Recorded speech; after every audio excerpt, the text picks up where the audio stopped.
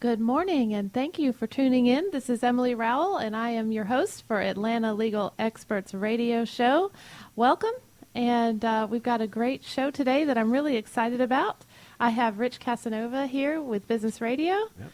Good morning. Good morning. I'll be the producer-engineer and taking some notes. I may chime in with a question or two, but you got some great guests lined up in the studios, and now you always want to start off and say thank you to our sponsors and helping make the show possible. Absolutely. I do want to thank our sponsors, Peachtree Offices, where you can work virtually anywhere. We also have 3A Law Practice Management, helping you start and build your practice, and Atlanta's own John Marshall Law School. You can find their logo and link to their website on atlantalegalexperts.com. So I'm very excited about this show today. We have Jorge Virguez with Barrios and Virguez. He will be joining us in the studio in just a moment. We also have Phil Henry with Henry Spiegel and Milling. Good morning. Good morning, Emily. How are you this morning? I'm doing great, thanks. Thank you for having me. Absolutely. And what will you be discussing today? Well, I'll be talking about what our firm's practice is, which is a specialty firm in personal injury litigation and also with an emphasis on medical malpractice cases. Fantastic. We look forward to that. We also have Matt Berry in the room today. Good morning. Good morning. Thank you for having me. Absolutely. And you will be discussing? We'll be talking about the nature of our practice, which is centered around Fair Credit Reporting Act litigation and consumer bankruptcy. And what that is, in essence, is we represent people who have errors on their credit report through no fault of their own that are impairing their ability to obtain credit at reasonable rates. Sounds very interesting. And I'm going to let you go first. All right, well, thank you. I'm going to put you on the spot. I appreciate that. I'm going to go ahead and read your bio. Matt Berry is a 29-year veteran of the State Bar of Georgia and founder of the Atlanta-based law firm of Berry & Associates. He and his legal team represent individuals and families in fair debt and consumer bankruptcy cases, as well as clients who are in need of Social Security disability benefits. Matt has earned a reputation for producing strong results in cases with a particularly challenging legal and factual issues and has been named to Georgia Trend Magazine's list of legal elite for 3 consecutive years. Good job. Thank you very much. So tell me how you got into law and why you chose this area of law. Well, I think I wanted to be a lawyer from the time I was in high school. It's my first recollection of a strong desire to be a lawyer. I went to college here in Georgia. It was then a small school, now not so much, called Georgia Southern College. Now it's substantially larger. I went to law school, University of Memphis, and as quick as I could, I made my way back here. I agree. I've actually made that route before. Oh, definitely. I lived in Memphis, and as quickly as I could, I got back here. It's funny. I came back to work here. My first job as a lawyer was with what they refer to as a silk stocking firm out on the perimeter. I got to work with some terrific lawyers and got great experience, and then opened my own shop in 1989. Wow. And we kind of fell into the area we currently occupy. We were helping people with consumer bankruptcy cases, and we started to come to the realization that once these folks had done all they were supposed to do under the law, many were still being held back or impaired by improper credit reporting. So we started to explore that area in more detail, and we realized it was a pervasive problem, not just with folks that have gone through bankruptcy issues, but folks who have had their credit reports compromised through errors that have nothing to do with their own personal credit history. So we use a body of law called the Fair Credit Reporting Act, and what it basically does, it sets out the rules that a credit reporting bureau has to follow in its assembling and publishing of data about all of us, about all consumers. And the law has certain requirements and penalties if they don't report that information accurately and fairly. Gotcha. So tell me exactly how a person's credit report is generated. It's a lot like the old adage of watching sausage being made. You would think it'd be very simple that they would just have a file on Matt Berry, for example, and when somebody asks for my credit report, they simply publish it. But that's not the way it works at all. The credit bureaus have a very sophisticated algorithm that they consider proprietary. They won't tell you how it works, basically. And that algorithm assembles your credit report from hundreds of pieces of data that are supposed to be about you, but they aren't always. Sure. So this algorithm goes out and assembles data based on my name or what they think my name is and portions of my Social Security number, history of addresses, history of relationships, and it creates what they then say is my credit report. So I can see where that could actually grab some information that's wrong. It's the error rate. They're very proud, the credit reporting bureaus, of saying our error rate is approximately 5%. But 5% equates to millions of consumers who have Sure. significant errors on their report. Wow. So this, like you said, this is really affects everybody, or could affect everybody, and not just people that have been through bankruptcy. Oh, no, it certainly can. In fact, the majority of people it affects have not been through a bankruptcy or any other financial hardship. But once you have that type of error, the most common is what they call credit mixing, where they'll have a credit report that contains some of your information, other information has nothing to do with you. And that information is often negative. So it Right. has the effect of reducing your credit score and really ends up having you being denied credit or paying much more for credit than you should. It's amazing how much you have to depend on that report, too. It controls so much of our financial lives, it's really kind of frightening. Mm-hmm. So tell me, what are some of the errors, the most common errors that appear on those reports? Everything from debts that are not yours that can reduce your credit score or increase falsely your debt-to-income ratio, to indicating that you have a prison record. Oh, my goodness. Your Are credit you report is kidding? used for all sorts of things. It's not just the issuance of credit. Credit reports are commonly used now for job application purposes. Certainly it's used in the insurance underwriting business. In fact, my understanding is that with insurance underwriting, your credit score and credit report are one of the primary factors in determining what your rate structure is going to be. Not even your health anymore. Not even your health anymore. Wow. That's crazy. It's I'm just trying to let it sink in. Like, I just can't believe your insurance is based on your financial and not your health. Oh, sure. They have the underwriting experts have come up with their own formulas that indicate that your credit score is an indicator of how many claims you're going to have. Oh, my goodness. Wow. That doesn't make sense. But And once these errors occur, they can be terribly difficult to I was get going to removed. ask. Yeah. So they Extremely stay difficult. on your report, and it's really hard to get those off. Right. So what we do is we assist the consumer in trying to get that straightened out. And we do it through a process under the law that's very detailed and archaic, because the law was written by the credit reporting agencies. Wow. But once we go through those hoops and we still have problems with a client's report, then we sue the credit reporting agency. And then Gotcha. things get a good bit easier for the consumer. Sure. That makes sense. So what can they do then if you find out that you were in jail, even though you weren't, so something's wrong with your credit report? What do you do? What's the first step that you take? Well, the first thing you do is avoid any company that describes themselves as a credit repair organization. Okay, that's good to know. Those are almost always not on the up and up. So it's worse than... Yes. Got it. The way you want to approach that is simply to dispute the false information clearly and succinctly, ideally in a letter that you send to the credit reporting agency describing what the error is. And they're supposed to respond to you within 30 days with their Okay. reinvestigation. And then you probably want to have some documents that back up your... If you do have documents, to add those to your letter, would that be a Absolutely. good idea? Absolutely. And there are lawyers out there beyond just my firm that will actually help consumers with that process without any charge. So tell me exactly, when you look for the lawyer, what type of law are you looking for? Does that make sense? Like... In terms of when I look at a credit report, No, I'm saying, like, if I have a bad credit report and I want to find an attorney to help me, who then do I look for? that's a really good question. There are not a lot of lawyers that do this type of work. Sure. I think the way you would go about it, the best way to find a lawyer is always to ask your friends. Sure.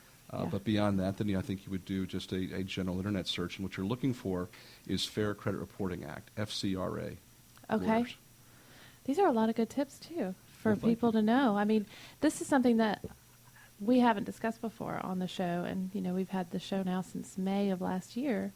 So this is really good information, and very easy, too. I mean, it may not be easy for the consumer, but at least just to take the notes and know that if something happens, they can help with you, of course. Sure. Resolve the case. So how does bankruptcy and credit relate to each other? We have a large practice area in our firm that centers around consumer bankruptcy work, and basically it's what it sounds like. We help people put really difficult financial times behind them. Most of our practice is centered around Chapter 13 cases. A Chapter 13 is basically a financial restructuring. Essentially, you come to the court, you show the court what you're earning, what you owe, and what you can reasonably afford to get your debts under control. And with the help of a lawyer, you're going to put together a plan that you're going to submit to the court, and that's what resolves your debt. How this interplays with your credit report is, once you complete your bankruptcy case, once you've done all that you said you were going to do, the credit reporting agencies and your creditors are supposed to let you go on with your financial life unhindered. And the unfortunate truth is often they don't. Sure. They enter improper entries on your report. They falsely report your financial and bankruptcy status in a way that keeps people from rebuilding their financial lives.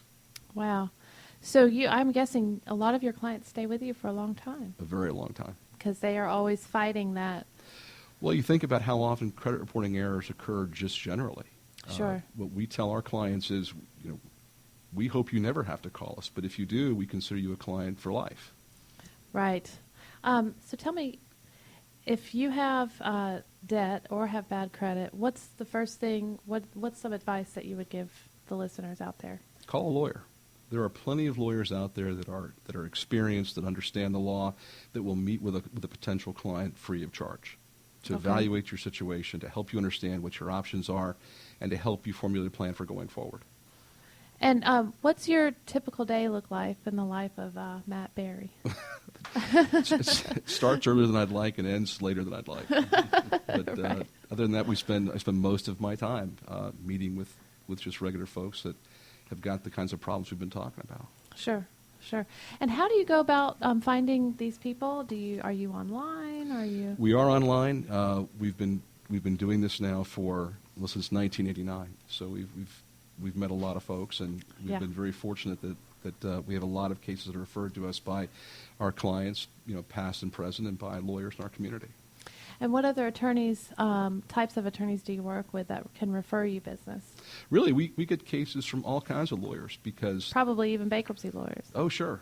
Because they don't focus on the bad credit part of it. That's right. In fact, we have a significant number of referrals from bankruptcy lawyers. If their clients are having trouble after the bankruptcy is over, they'll often refer those folks over to us.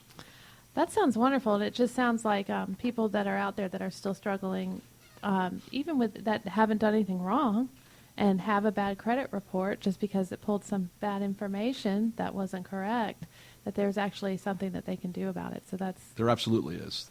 That's fantastic. Well, it's great that you're helping these people, and I know that when we've had bankruptcy people on or attorneys on before, that they say, it doesn't mean that they're going to be, have a record forever. Like they can actually start over again, and they feel great about helping.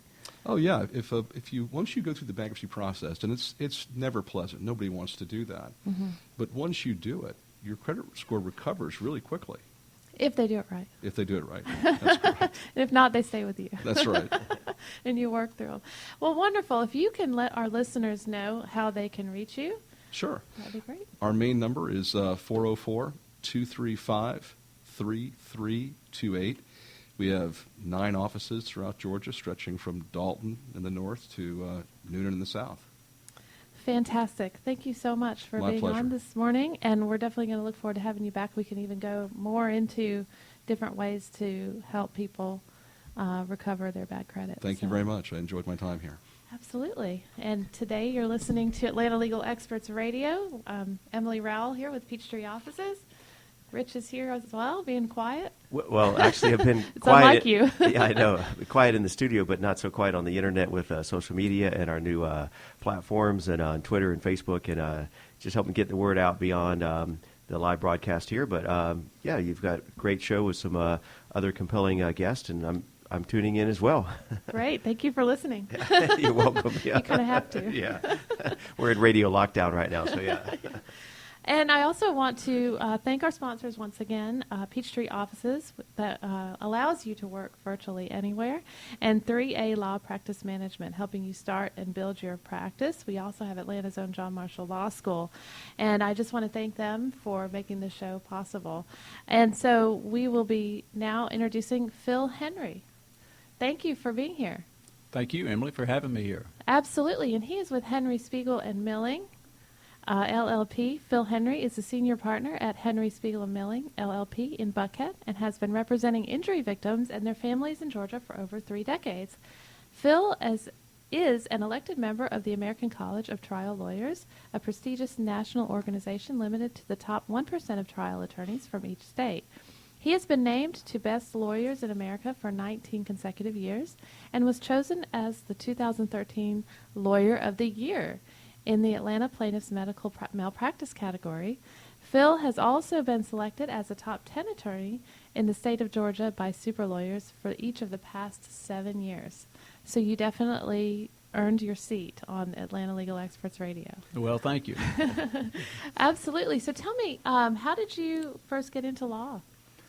Well, my route was largely influenced by my father, and my father felt that his advice to me was, you should become a lawyer because they don't have to work very hard and they make a lot of money.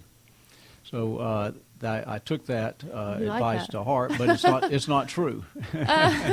Lawyers do work very hard, and but he was largely an influence on me. And I have a brother who's 4 years older, who also went to law school, and he is actually just retired as a juvenile court judge. So I was influenced by both my dad and my brother. That's fantastic. So you ended up working hard. He said, "Man, you led me wrong." Yeah. But at least you're making a lot of money. Well, you make a good living, and, Yes. and you if you like what you do, which I do, it's definitely a great career. Now, how did you get into the personal injury side of it? Well, when I was in law school, I had a job starting my second year of law school where I was working for an attorney, and he did personal injury work, and so I was what we call clerking for him. And so that was kind of my first introduction to it. Okay, and you just kind of fell in love. I've stayed there ever since. That's great. So obviously you're a natural. So tell me, over the years, how has the practice of law changed since you first started representing clients? Well, I tell you, it's changed quite a bit in a number of ways. For one thing, today, firms have become extremely large. Not my firm. My firm's 4 lawyers. Okay. But many of the firms have become really mega firms that are international in scope, thousands of lawyers, and that's very different from when I first started practicing law. So there wasn't as many. Not nearly the large firm like that in multiple cities throughout the country and international presence. So that's a big difference. And also, when I was in Atlanta, when I first came here in 1980, there were very few people that were specialized doing what I do, and that is representing victims of medical negligence and other personal injury. And so it was, today we have a lot of really very fine trial attorneys Yes. representing personal injury victims. And I'm sure there's a lot of medical negligence cases with all the doctors that are out there and all the, with health insurance and everything. Well, there's no question there is. In my mind, though, the vast majority of medical care is really good care. And it's provided by a lot of, very well-trained, caring, compassionate people. But if you just think about the scope of medical care and how much medical care is provided in our city, our state, our country, just even a small percentage of errors is going to amount to really a lot of cases. Sure. And I'll tell you, most cases that we see, Emily, they're not cases of people who are not properly trained or who do not care about their patients. Most of what we see are system errors, institutional errors, communication mistakes, things more along that line rather than someone who is uninformed or doesn't know what they're doing. Right, and I know that, like Matt Berry said, the credit report says 6%, errors, but that 6% can turn into a whole bunch of people. So same with a small amount of errors for doctors, but that can turn into a lot of patients that have been mistreated or, that's got a medical malpractice case. That's exactly right. Yeah. And I know that some doctors have restrictions based on the health care rules and laws and stuff like that. Does that hurt them as well? Does that hurt the patients as well? That's true. So tell me, for injury victims and families of wrongful death victims, is it hard to receive justice in the way that law is practiced today? Well, I don't know if hard is the way I would describe it. I would say that it takes a lot of diligent and persistent work to get behind whatever has caused the wrongful death of someone, whether it's a medical case or any other type of wrongful death case. Rarely is it an open and shut matter. It requires a lot of investigation, a lot of persistence. Where there is a meritorious case, the people on the other side, the defendant, is not typically going to be forthcoming and just acknowledge, oh, this is all due to my fault. So you've really got to dig and push and persevere in order to find out the truth and prove the case. That makes sense. Rich Casanova, producer, engineer here at the studio. And just a quick question. Back to those percentages, it's kind of like UPS global headquarters here in Atlanta. I've heard reference of, just a micro percentage of packages not delivered. Doesn't sound like, their efficiency ratings like insane, right? 99.99, and keep adding as many nines as you can imagine. And yet that small percentage across that entire platform is astounding numbers that where they do have errors. But is there kind of a go-to number in terms of medical industry, percentage-wise, where errors reach the point where it's malpractice comes into play? Or? There was a study a number of years ago done by Harvard, and that study demonstrated, and I don't remember the exact numbers, but there was a fairly high percentage of medical mistakes made in the overall delivery of health care. Interestingly, though, what that study also found is that only a very, very small percentage of people who were the victims of that mistake actually ever pursued a claim. So there's a 1% where there's a fairly significant number of injuries due to mistakes, but it's only a very small percentage of that pursues a case. Hey, what do you attribute that to? Well, I think that some people just don't appreciate that a mistake has been made, and again, the doctor of the hospital rarely going to come out and say, "Hey, I really messed this up." So it requires the victim of the medical negligence to first have a suspicion that something was done wrong. And then they have to get to the proper lawyer who can properly investigate that.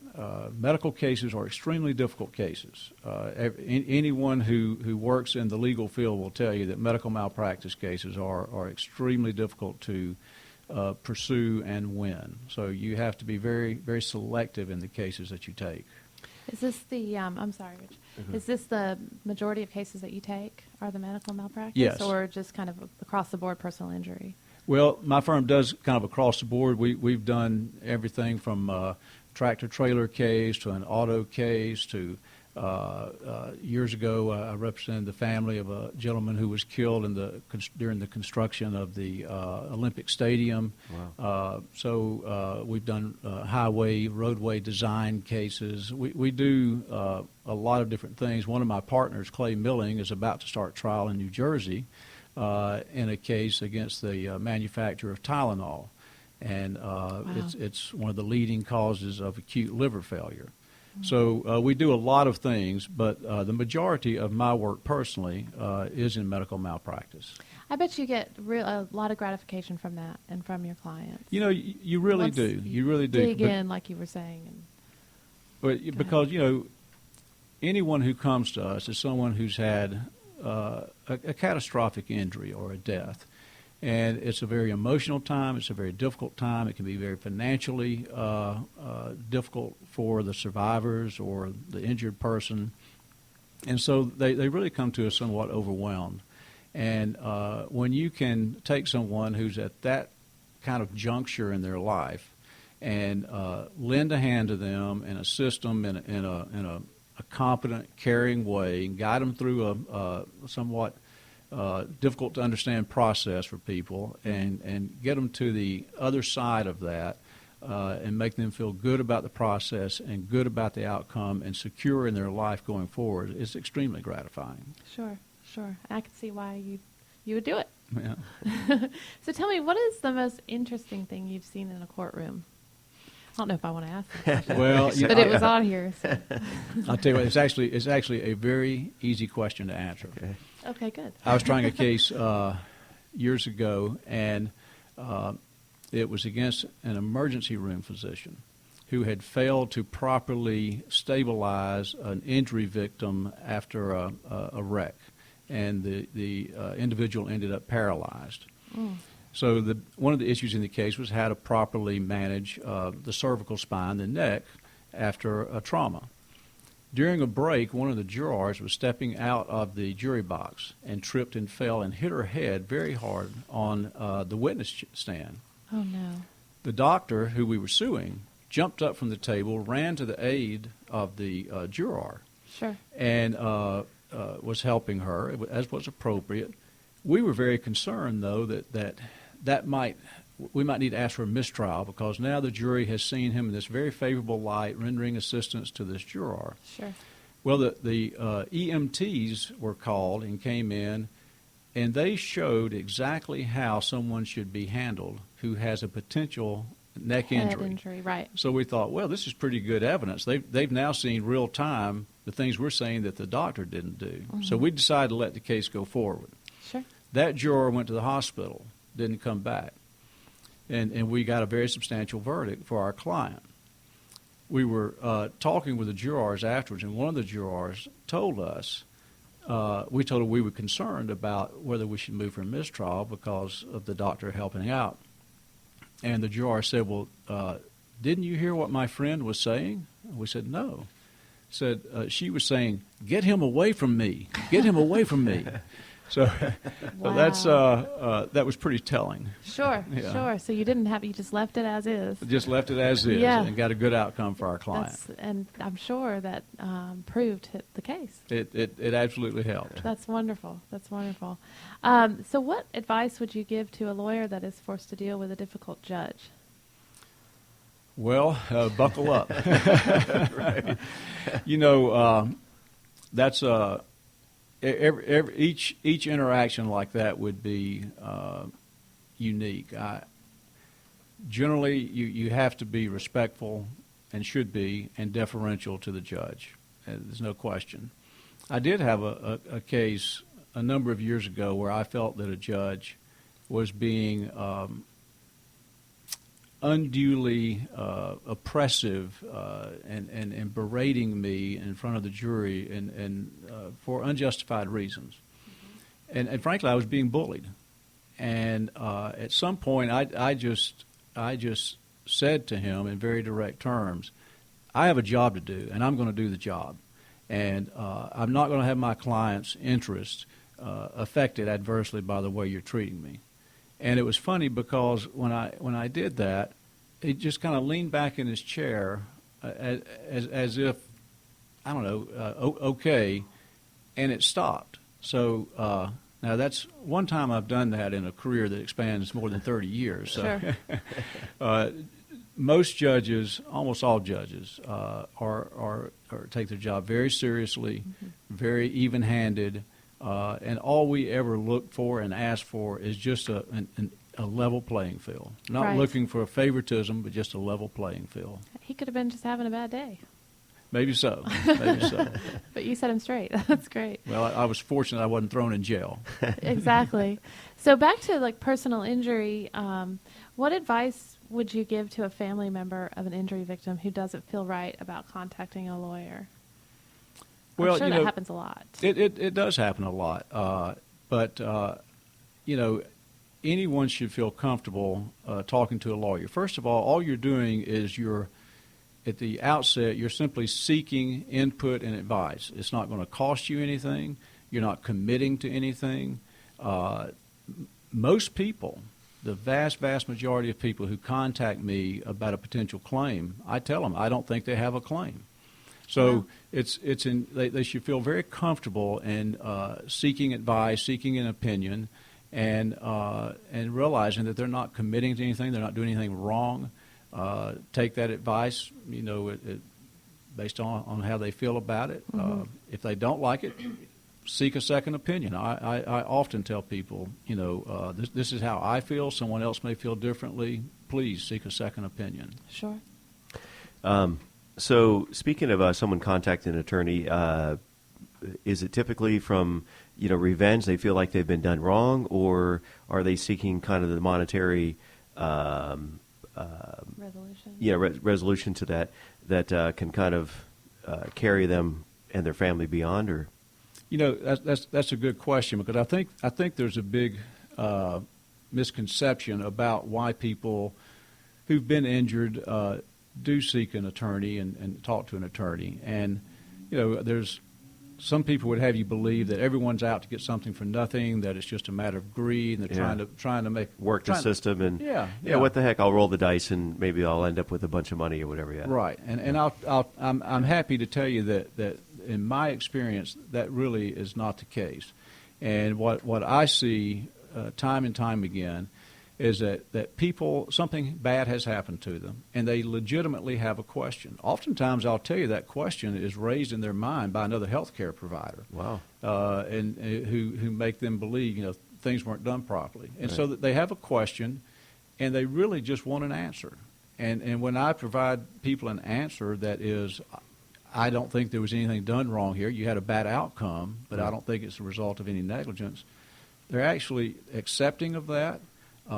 And oftentimes they're glad to hear that what's happened was not the result of somebody's neglect. Right. I love that. Yeah, and I think one of the takeaways is you're providing basically a check and balance, because otherwise, if there's not someone looking over someone's shoulder, then bad things can happen with it, right, and go unchecked. But I do have one more question, is about the number of cases that are filed. Are they typically, you see most of them go into a jury, or they settle out of court? I mean, how many are settled that we don't probably maybe hear about, I guess? Or Yeah, I'll tell you, if cases are chosen carefully, the vast majority of them will settle out of court. And that's a result of a number of different forces. If it's a case of merit, and if the lawyer, proves the case up well and is someone who has the ability and the willingness to take it to trial, then the insurance company on the other side, the hospital, if it's a medical case, recognizes that we're likely to lose this case. Yeah. And they're frankly good at what they do, and they generally will offer an amount of money that will satisfy the injured party or the family, that they would rather take that settlement than go to trial and risk potentially adverse outcomes. So the vast majority of cases that are good cases do settle. And if it's a reasonable offer, I imagine, as opposed to dragging it out over, I mean, what is the length of I don't know if there's a typical trial, but what's the shortest or the longest experience over your career?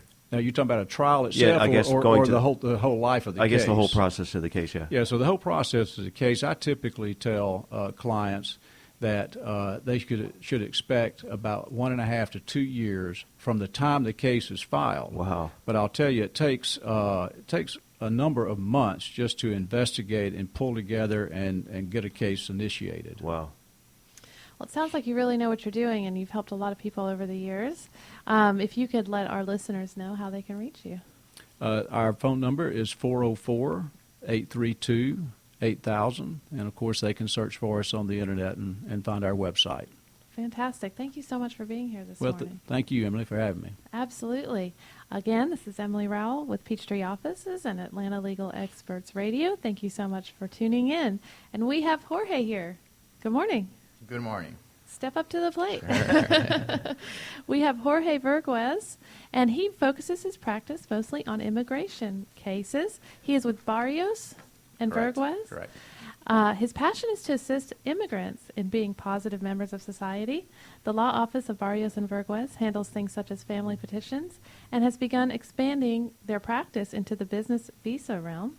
They also handle criminal cases as well as personal injury cases. They are located conveniently behind Gwinnett Justice and Administration Center. So you have two attorneys in your firm?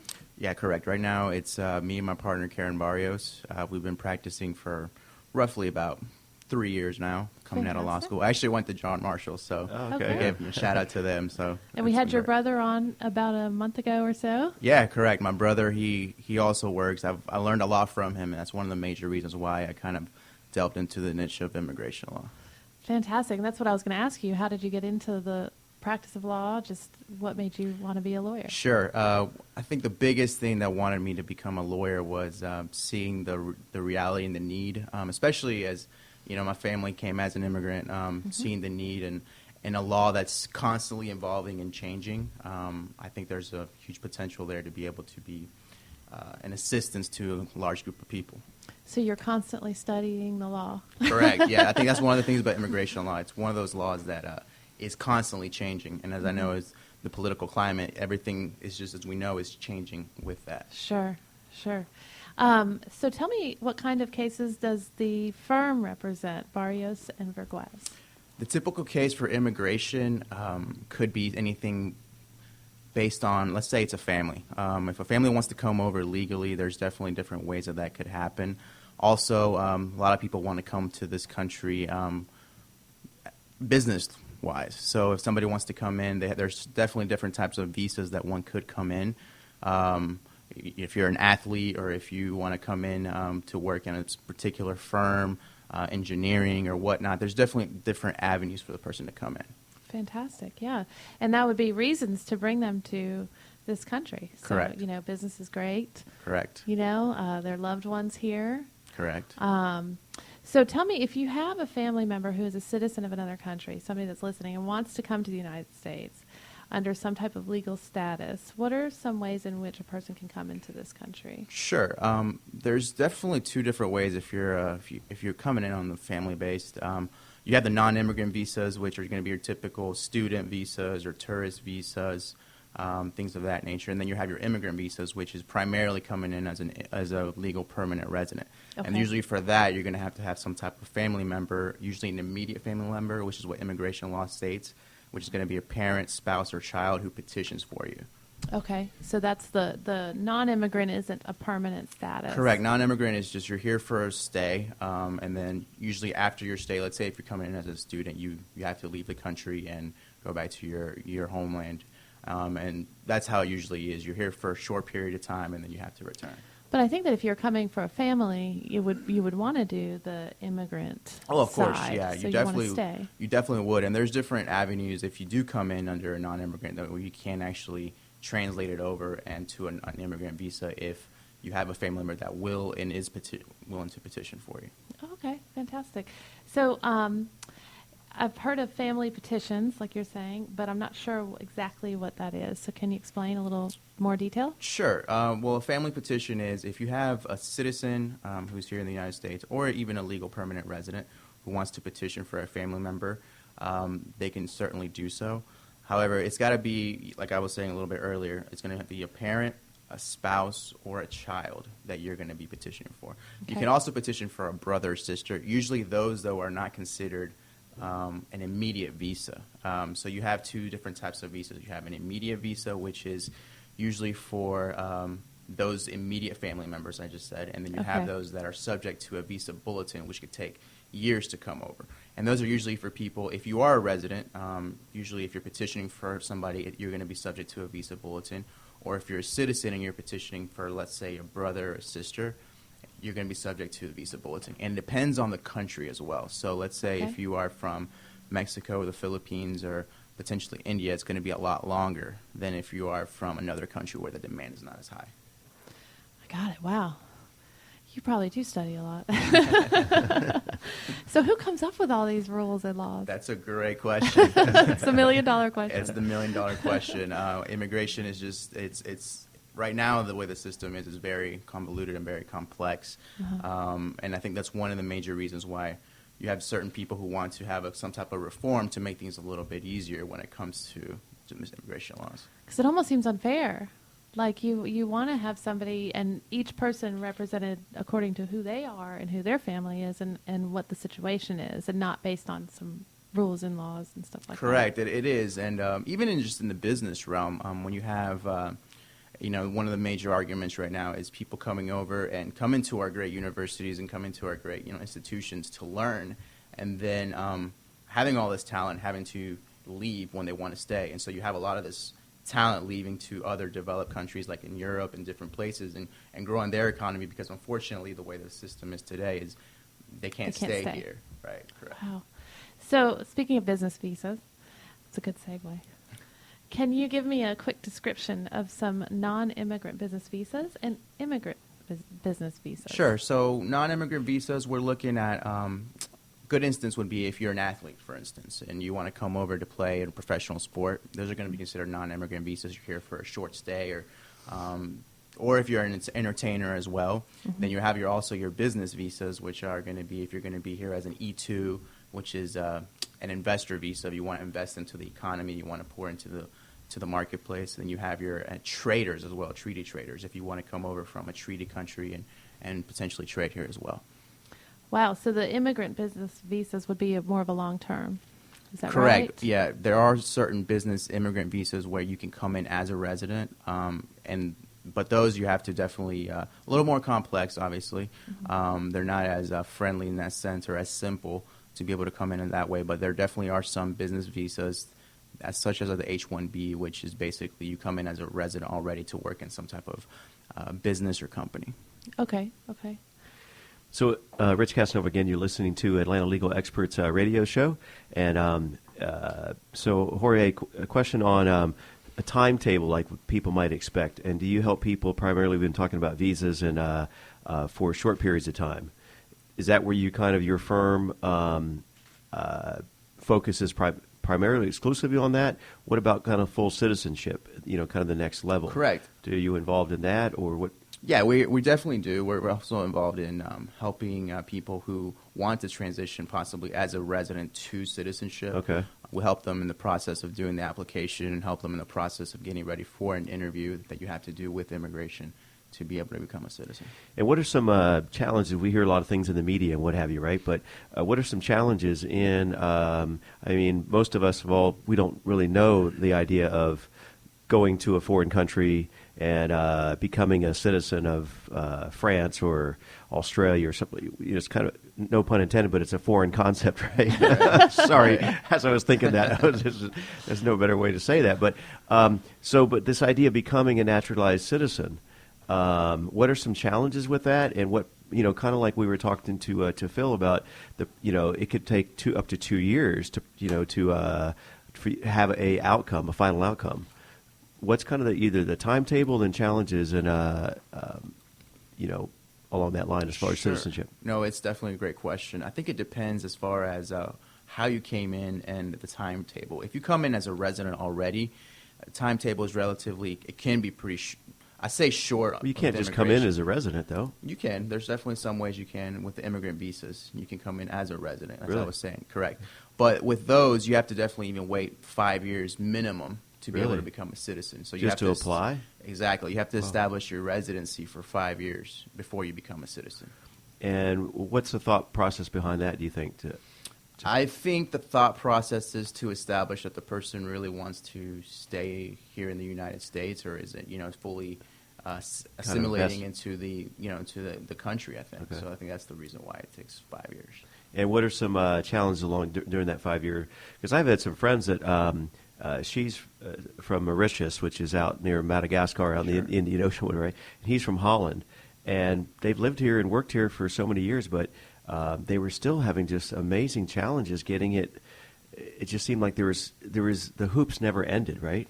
Yeah, and that's a very good question. A few of the challenges that come to my mind right now are pretty simple. One is even if you have a criminal charge against you, that can definitely affect you if you have a criminal charge.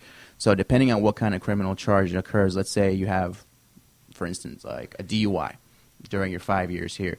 A lot of attorneys would say, depending on the charges, you would want to wait another 5 years before you actually go through with the citizenship, because you could actually potentially have it denied. That's a red flag, isn't it? Correct. There's definitely red flags that occur. So I think moral character, I guess you could say, is definitely a big issue when it comes to things like that. A lot of the clients that come to us have these charges or have pending charges that we have to definitely address before we can actually do the citizenship. So how do you find new clients? Who do you get referrals from other clients? I do. I definitely get referrals from other clients. I think once you, like any type of law, once you do a good job, usually people will start referring you cases in that Sure. way. We also do things a lot in the community, trying to educate people on their rights or educate people on even just their rights to become a resident or what it takes to do that as well. And then some of our firm also handles immigration defense. So it's cases where people are here unlawfully and are in immigration court and having to handle that situation of potentially being deported or whatnot. Fantastic. Those are probably challenging. Those are definitely challenging. Yeah. Those are extremely challenging because, like I said, the law, especially in immigration court, is constantly changing. So it's one of those law fields. It's not criminal is very, it's sort of predictable as far as how you can go about things. Mm-hmm. Immigration is not so much. Right. How about representing people that want to leave the country? Why you look at me when you say that? Yeah. I just thought it was a funny question. That Yeah. want to leave the country? Yeah, they want to go, like they're permanent residents here, born Uh-huh. and raised, but want to go somewhere else to get. Do they come to you, or is it pretty easy? It's going to be depending on if let's say that they want to. I guess your question would be, let's say they want to leave to another country to possibly work. Is that what you're Yeah. kind of getting at? Yeah. Yeah, there's something that we don't necessarily handle. We kind of focus more on trying to stay here in the States. Sure. I'm guessing you would have to see another immigration attorney possibly in that country to see what their immigration I see. procedures are like. I see. I Deportation just attorney. wanted Is to that turn a- it around. Deportation. So tell me, what's the day in the life of Mr. Jorge Burguez? The day in the life. What does it It look changes like? constantly. Sure. Depends on, a lot of times we have to put out fires, especially if we're doing immigration deportation cases where people call us and say, hey, I got court coming up, in the next few days. And those court cases are complex because a lot of times there you have the issues of, person not here lawfully, but then they have family members who are citizens and things of that nature. So that makes things a little bit convoluted. But the day in the life is taking calls, screening them, seeing what we can do. And then also the immigration process takes a long time as well. So if you want to come over with a business visa, if we do an intake and if we do a consultation, it could take about 6 months to a year, depending for them to actually come over as well. Are there any other types of lawyers that you work well with? Yes, I definitely have a network of good attorneys who definitely help me as far as or help each other bounce ideas off and just keep up to date with what's going on in the immigration law. That's fantastic. And so you made it past the 2 years. Yeah, I did. That's great. Yeah. Those 2 years of a new business is always hard to Big time. overcome. So congratulations. Well, I appreciate on that. I appreciate it. Absolutely. Yeah. Did you have any other thoughts, Rich? Yeah, I was just thinking, do you guys have like a whole collection of Rosetta Stone over there? I mean, how many languages must you have to deal with, whatever, right? That's a very good question. No, I think for us, our special niche is more towards the Hispanic community Okay, as yeah. well. So, we are bilingual. Okay. Everybody in the firm is bilingual. So Yeah. I think that definitely gives us a good advantage of understanding or being able to communicate well. But that could be a challenge if you have someone coming in from, 120 different countries. Yes, I mean, right? definitely. It could definitely be a challenge as far as Yeah. that goes. Well, call Emily. I think you speak business and legalese and and English. Yeah, there you go. I'm not an attorney, though. Don't call me for legal help. So great. Thank you so much for being here. We really appreciate it. And if you'll let our listeners know how they can reach you. Sure. Our main office number is going to be 678-934-4958. And you can also check us out at barriosverguezlaw.com. And then we have a Facebook page as well. You need to spell that. Barrios is going to be B as in boy, A-R-R-I-O-S. Then my last name is a little complex. It's V as in Victor, I-R-G-U-E-Z, law.com. Okay. I was doing a spell check as he was. That is correct. Yeah. Like he doesn't know. Yeah. So I know at the end of the show we kind of like to do a little roundtable and kind of just revisit each guest and maybe remind our We have a listeners couple about. minutes, yeah. Yep, a couple minutes. Remind your listeners about how to get in touch, but also if there's a charity group that you're involved in or what you do when you're not wearing your law hat or professional hat. If you have a Zen place you go to or a book you read or something you want to still shout out. You want to give a shout out to a group or somebody you're associated with, or what's your activities beyond work? I guess. Matt? Well, I've got 3 kids that are still in college, so that occupies an enormous amount of my time. Both What schools, professionally and personally? Where are they at? My daughter is in her 3rd year of law school at Georgia State. Okay. I have a son at University of Georgia and Okay. a son at Ole Miss. Right. So Saturdays were spent typically texting back and forth, depending on how each football team is doing. Right. Nice. And in terms of our outside interests, we're committed to the Atlanta Food Bank. Oh, okay. So Awesome. Great organization. So- yeah. We've had Bill Bolins in here Mhm. a couple of times, yeah. Thank you. Go ahead, Phil. Well, we have, I think for the past 6 or 7 years, we've done a Habitat for Humanity house, which has been a really great experience. It's something that's very satisfying to us individually, and it's collectively, it's great to be together outside the office and in that environment. And Creates that team camaraderie, right? yeah. And so we've enjoyed that. And outside of that, I have 2 grandchildren who live in Houston, Texas. Oh, wow. And love to see them as often as I can. And my wife and I love to travel. And so we try to stay busy in that way. Fantastic. Where's on your short places to travel? Or Well, let's see, tomorrow I'm heading to San Francisco. Oh, wow. My son lives in San Francisco. He works for an internet company out there. Oh, nice. So we're going out to see him for his birthday. So that's the next immediate trip. Yeah. No. You'll need about 3 different types of clothing to be out there, right? Exactly It right. changes. Yeah. You never know what to expect out there. Right. Jorge? Sure. As I said a little bit earlier, with Barrios and West, we're definitely focusing a lot on trying to educate our community. So we go to different churches and we go to different nonprofit organizations. We try to do it roughly around once a month and just offer just what's going on up to date and help out the community that way. Personally, I just had a baby. So, Oh, wow. Congratulations. Yeah, 3-month-old. His name is Aaron. So that's definitely changed my life quickly. Yes, it sure does. And forever, yeah. Yeah. Well, thank you all to all the listeners today. You will be able to listen to the show again at AtlantaLegalExpertsRadio.com. And thank you to our sponsors again for making this show happen. This is Emily Rowell with Peachtree Offices signing out.